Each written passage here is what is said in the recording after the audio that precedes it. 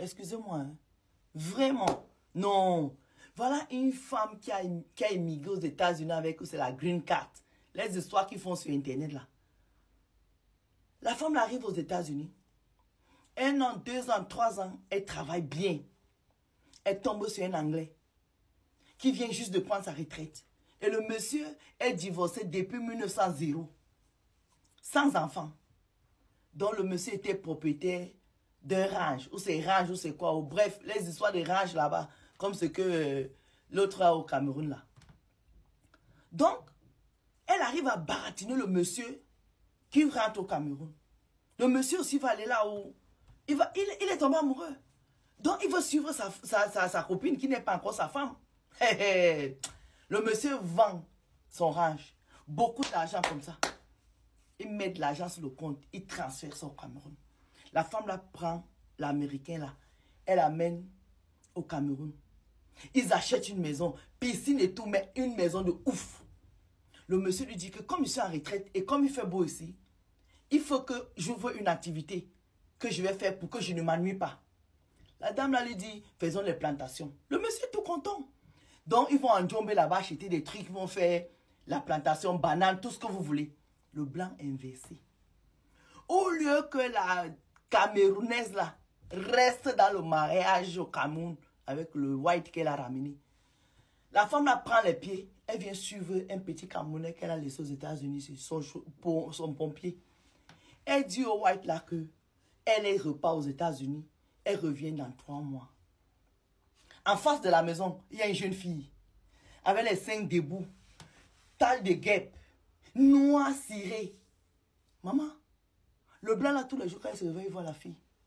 Tous les jours, il se réveille. Vous savez ce que la femme a fait? Avant de partir, elle a pris 2 de ses petits frères. Elle a mis dans la maison pour jouer les nounous à l'américain. Elle a pris ses pieds. Elle est repartie aux États-Unis suivre son petit gigolo là-bas. Tous les jours, la petite fille d'en face vient taper l'anglais avec l'américain. Les beaux-frères aussi sont là. Un jour, ça a tapé dans la tête de l'américain là. Il a commencé à convoiter la petite fille. La petite fille là, mon frère, poisson braisé qui va refuser avec le bon piment. Elle a pris, elle a commencé à chicoter le vieux américain. L'autre fille, elle est là-bas, elle appelle l'américain, parle comme si de rien n'était. Est-ce que vous pouvez imaginer la suite?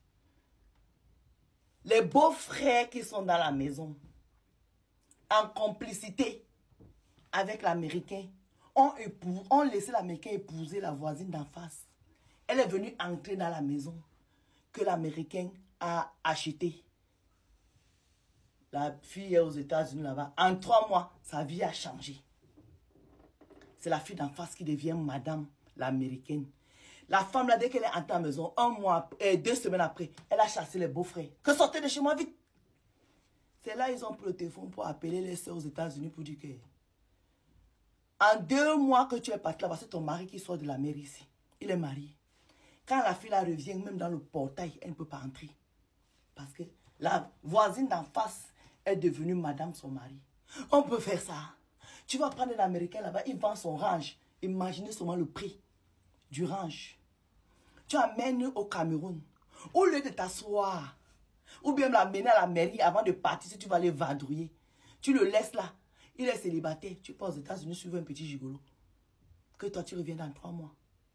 On peut faire ça. Dieu peut te bénir, comme ça tu enlèves la bénédiction sur toi, tu jettes.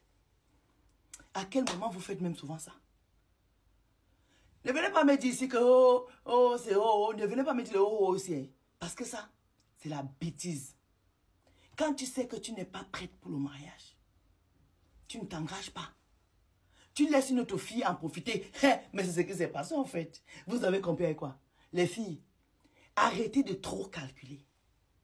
Quand on calcule trop là, on se perd dans les calculs. Voilà une fille qui voulait faire d'une pierre 2 coups. Jusque, elle a eu le coup, elle a perdu la pierre. Oui, la pierre plus importante. Parce que c'est la pierre qui te donne qui fait le coup. Vous avez compris? Arrêtez de trop calculer. Arrêtez les mathématiques. Arrêtez d'aller à l'école pour embrouiller les gens. Soyez sages. Parce qu'ici, elle a manqué de sagesse. Ici, là, dans l'histoire-ci, elle a manqué de sagesse. Là, voilà, aux États-Unis, en train de tourner comme les dollars disent que mon Dieu m'a bobé, le mauvais esprit. Vous savez que souvent, vous êtes dans une maison. Vous sentez le mauvais esprit. Les trucs bizarres. C'est comme ça qu'elle fait. Ça veut dire que maintenant, elle est devenue façon. Quand elle entre quelque part là, tu sens qu'il y a un mauvais esprit. Elle se promène avec ça pour contaminer les autres jeunes filles. Dis donc, quand même, respectez-vous. Et respectez-nous quand même. Des histoires comme ça. Comment?